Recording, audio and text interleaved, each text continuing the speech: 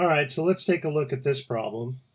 We have a inequality this time, and the some of the properties that we use with equalities are the same. That balancing, if we add a certain amount to the left-hand side, we want to add the same amount to the right-hand side. But when it comes to multiplication, there's an added property that we have to be aware of.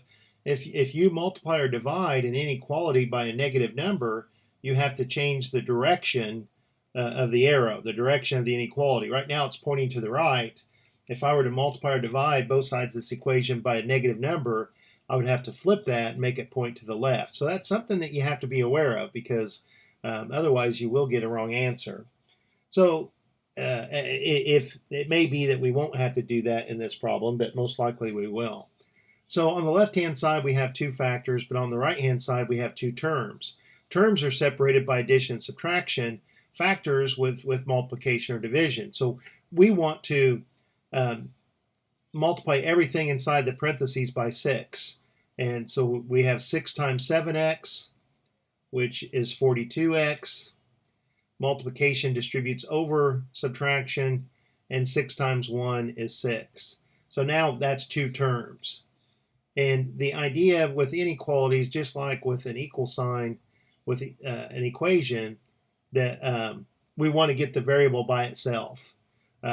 We want to collect the variable on one side and all the constants, all the numbers that don't have a variable, on the other side of this arrow. So let's add 6 to both sides of this inequality. If we add 6 to the left-hand side, we need to add 6 to the right-hand side. A negative 6 and a positive 6 add to 0. So we say they cancel each other. And it so happens it also cancels on this side. So that's going to make the inequality a lot simpler and easier for us to solve. You have to be a little bit careful at this point, because like I say at the beginning, we want to get the x's on the same side of the inequality. If I try to do something like divide both sides of this by a negative 6, that's not really getting me anywhere, because I'll still have x's on both sides of inequality. So a better strategy, a better move, is to add 6x to both sides of this inequality. The negative 6x and positive 6x cancel. And on the left-hand side, 42x's plus 6x's is 48x. And that is greater than or equal to 0. Okay? So now, to get the x by itself, to undo this multiplication, we divide the left-hand side by 48. So we've got to divide the right-hand side by 48. And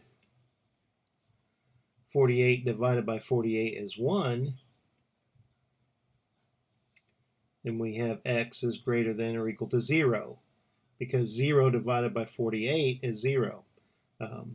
So we look among our choices here, and we see that's choice A. So hey, I hope this helps, and I will talk to you later. Bye.